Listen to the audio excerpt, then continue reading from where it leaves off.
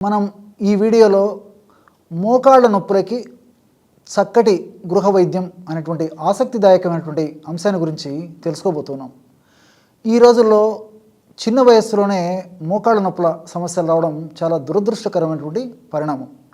ఈ మోకాళ్ళ నొప్పుల సమస్యని సర్వసాధారణంగా ఆధునిక వైద్యంలో ఆస్టియో ఆర్థరైటిస్ అనేటువంటి పేరుతో పిలుస్తూ ఉంటారు. ఆయుర్వేద వైద్య విధానంలో మన మహర్షులు సంధివాతం అనేటువంటి పేరుతో చక్కగా ఈ యొక్క వ్యాధిని గురించి విస్తారంగా వివరించి చక్కటి చికిత్సా విధానాల గురించి కూడా తెలియజేయడం జరిగింది. ఆయుర్వేద వైద్య విధానంలో వాత వ్యాధులు 80 రకాలుగా చెప్పబడ్డాయి. ఆ 80 రకాలైనటువంటి వాత వ్యాధుల్లో సంధివాతం అనేటువంటి ఒక వాత వ్యాధిని కూడా మన మహర్షులు చేర్చడం జరిగింది. మరి ఈ యొక్క సమస్య వచ్చినప్పుడు కొంతమందిలో ప్రారంభంలో మొట్టమొదట ఒక కాలే మొదలయ్యి తర్వాత కొన్నాళ్ళకి క్రమక్రమంగా ఆ ఒక కాలులో ఉన్నటువంటి సమస్య పెరిగిపోవడమే కాకుండా మరొక కాలికి కూడా ఈ నొప్పి వచ్చేటువంటి పరిస్థితి ఏర్పడుతూ ఉంటుంది. ఈ సమస్య వచ్చే కొద్దీ మెట్లు ఎక్కడం కష్టంగా ఉంటుంది, దిగడం కష్టంగా ఉంటుంది, అదేవిధంగా కూర్చోవడము లేవడం కష్టంగా ఉంటుంది, వంగడం కష్టంగా ఉంటుంది, ఏదన్నా పని చేసుకోవడం కష్టంగా ఉంటుంది, ఫ్రీగా నడవడం కష్టంగా ఉంటుంది. ఇలా ప్రతి పని కూడా ఇబ్బందికరంగా ఉండేటువంటి పరిస్థితి ఏర్పడుతూ ఉంటుంది. ఆధునికంగా మనం ఆలోచించినట్లయితే అసలు ఈ మోకాళ్ళ నొప్పులు ఎందుకు వస్తాయని చెప్పేసి ఆలోచించినట్లయితే అనేక రకాలైనటువంటి కారణాల వల్ల మోకాళ్ళ భాగంలో వివిధ రకాలైనటువంటి హానికారకమైనటువంటి రసాయన పదార్థాలు ఉత్పత్తి అయ్యి ఆ హానికారకమైనటువంటి రసాయన పదార్థాలు ఉత్పత్తి ప్రభావం చేత మోకాళ్ళని దెబ్బతీస్తాయన్నమాట. ఈ యొక్క ప్రక్రియనంతా ఇన్ఫ్లమేషన్ అనేటువంటి ప్రక్రియతో చెప్తుంటారు. ఈ ఇన్ఫ్లమేషన్ అనేటువంటి ప్రక్రియలో హానికారకమైనటువంటి పదార్థాలు అంటే ఇన్ఫ్లమేటరీ మీడియేటర్స్, సైటోకైన్స్, ఇంటర్లికిన్స్ ఇలాంటివి అనేక రకాలైనటువంటి హానికారకమైనటువంటి పదార్థాలు రసాయనాలు ఉత్పత్తి అవుతుంటాయి. ఇవి ఉత్పత్తి అయినప్పుడు ఆ మోకాలు కీలుని అంటే ఆ జాయింట్ని డ్యామేజ్ చేసేస్తాయి. ఈ డ్యామేజ్ చేయడం వల్ల కండరాలు దెబ్బతింటాయి, మోకాలు భాగంలో ఎముకలు దెబ్బతింటాయి, అంతేకాకుండా లోపల ఉన్నటువంటి ఆ కీలు కూడా దెబ్బతింటుంది. ఈ విధంగా ఈ 3 దెబ్బతినడం వల్ల ఆ కండరాల నొప్పి, ఆ భాగంలో వాపు రావడము, అదేవిధంగా ఒక్కొక్కసారి కొంతమందిలో శబ్దం రావడము, అంటే మనం కూర్చున్నప్పుడు, లేచినప్పుడు, మెట్లు ఎక్కినప్పుడు, దిగినప్పుడు, నడిచినప్పుడు శబ్దం రావడము, ఇలా అనేక రకాలైనటువంటి సమస్యలు కలుగుతుంటాయి. ఈ మోకాళ్ళ నొప్పి సమస్య ఉన్నప్పుడు ఇంతేకాకుండా కండరాల భాగంలో కొన్ని రకాలైనటువంటి ఎంజైమ్స్ కూడా ఉత్పత్తి కావన్నమాట. ఎప్పుడైతే మోకాళ్ళ భాగంలో ముఖ్యంగా కండరాల ప్రాంతంలో ఎంజైమ్స్ సరిగ్గా ఉత్పత్తి కావో ఈ హానికారకమైనటువంటి రసాయన పదార్థాల ప్రభావం చేత అప్పుడు ఆ మోకాళ్ళ భాగం స్టిఫ్నెస్ అనమాట, అంటే ఎంజైమ్స్ సరిగ్గా విడుదల కాకపోవడం చేత ఎంజైమ్ సంకోచ వ్యాకోచాల్లో మార్పు జరిగేసి స్టిఫ్నెస్ గట్టిగా తయారైపోతాయి అన్నమాట. అలాంటప్పుడు ఇంకా ఇబ్బంది పడేటువంటి పరిస్థితి ఏర్పడుతుంది. ఈ యొక్క సమస్య అధికంగా వయసు ఉన్నటువంటి వాళ్ళలోనూ, అంతేకాకుండా ఈ చలికాలంలోనూ కూడా అధిక బరువు ఉన్నటువంటి వాళ్ళలోనూ వీళ్ళలో కూడా మరీ ఎక్కువగా ఉండేటువంటి పరిస్థితి ఏర్పడుతూ ఉంటుంది.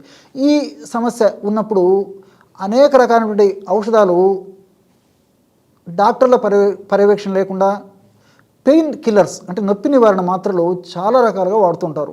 మరి అవగాహన లోపం చేత, విచక్షణ రహితంగా, వాళ్ళకు తెలియకపోవడం చేత ఇలాంటి నొప్పి నివారణ మాత్రలు వాడుకోవడం వల్ల తాత్కాలికంగా ఆ సమస్య తగ్గిపోయినప్పటికీ తర్వాత రకరకాలైనటువంటి ఉపద్రవాలు అంటే ఆ నొప్పి నివారణ మాత్రలు పెయిన్ కిల్లర్స్ వల్ల కలుగుతాయి. అంటే కడుపులో మంట రావచ్చు, అదేవిధంగా బోన్స్లో ఉన్నటువంటి ఆ బోన్ మ్యారో దెబ్బతినేటువంటి పరిస్థితి ఏర్పడవచ్చు, లివర్ దెబ్బతినవచ్చు, అదేవిధంగా ప్రధానంగా మూత్రపిండాలు దెబ్బతినవచ్చు.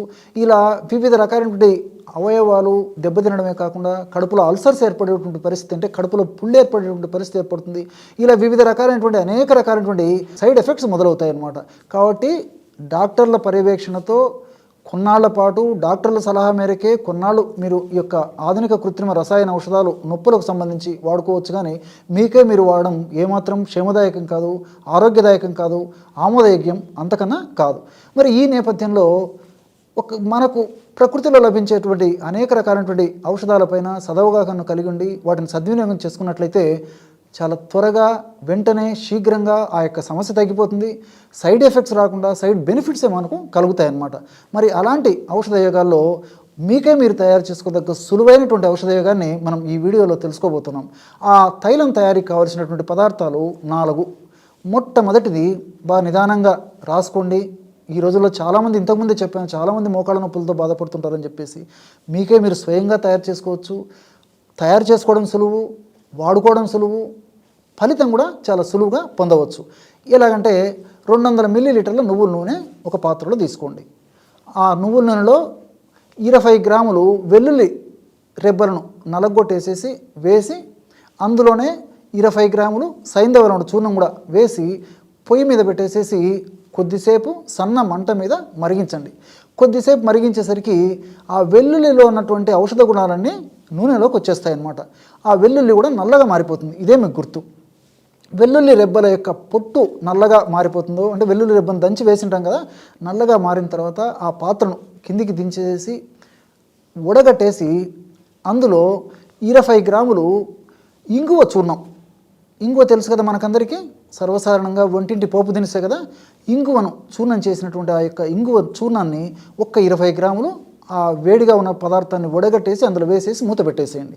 ఆ ఇంగువలో ఉన్నటువంటి ఔషధ గుణాలు కూడా క్రమక్రమంగా అది చల్లారేసరికి ఆ నువ్వుల నూనెకి వచ్చేస్తాయి అన్నమాట. అంటే మనకు నువ్వుల నూనెలో వెల్లుల్లి రసము, వెల్లుల్లిలో ఉన్నటువంటి ఔషధ గుణాలు కలిసాయి, సైంధవ లవణంలో ఉన్నటువంటి ఔషధ గుణాలు కలిసాయి, అట్లే ఇంగువలో ఉన్నటువంటి ఔషధ గుణాలు కలిసాయి. ఈ 3 పదార్థాలు కూడా నొప్పిని తగ్గించేటువంటి వాటిలో అత్యుత్తమంగా పనిచేస్తాయి అన్నమాట.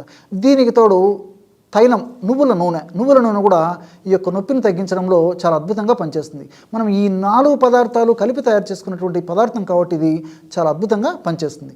ఈ విధంగా ఆ యొక్క తైలాన్ని తయారు చేసుకున్న తర్వాత ఆ యొక్క తైలాన్ని చల్లారిన తర్వాత ఒక గాజు సీసాలో నిల్వ ఉంచుకొని రోజు ఉదయం ఒక్కసారి, సాయంత్రం ఒక్కసారి తగినంత ఈ నూనెని తగినంత తీసుకొని మోకాళ్ళ భాగంలో తగినంత అప్లై చేసి సున్నితంగా మర్దన చేస్తూ ఉండాలి. ఇంతే. ఈ విధంగా సమస్య తీవ్రంగా ఉంటే రోజు 2 సార్లు చేయవచ్చు. సమస్య కొద్దిగా ఉంటే రోజు ఒక్కసారి కూడా చేసినా సరిపోతుంది. ఇక్కడ మీరందరూ కూడా మరొకటి గుర్తుంచుకోవాలి. ఈ రోజుల్లో ఆధునిక నాగరికత పుణ్యమని మన సంస్కృతి ప్రభావాల చేత, పాశ్చాత్య నాగరికత ప్రభావం చేత మరి ఈ రోజుల్లో వ్యాధి లేని మనిషి లేడు అంటే అతిశయోక్తి కాదు. అంటే బీపీ అన్నా ఉంటుంది, గ్యాస్ట్రిక్ ట్రబుల్ అన్నా ఉంటుంది, అదేవిధంగా షుగర్ అన్నా ఉంటుంది, ఇతర అనేక రకాలైనటువంటి లివర్ సమస్యలను ఉంటాయి, కిడ్నీ సమస్యలను ఉంటాయి. ఇలా ప్రతిరోజు ఇంచుమించు ప్రతి ఒక్కరు కూడా కనీసం 3-4 రకాల మందులు వాడేటువంటి పరిస్థితి ఏర్పడిందనమాట. ఈ నేపథ్యంలో చాలామంది డాక్టర్ గారు ఈ నొప్పులతో బాధపడుతున్నాము, మళ్ళీ ఈ నొప్పులకు సంబంధించి కూడా మరి మందులు అంటే వాడడం కష్టమవుతున్నామని చెప్పేసి కూడా కొంతమంది బాధపడుతూ ఉంటారనమాట.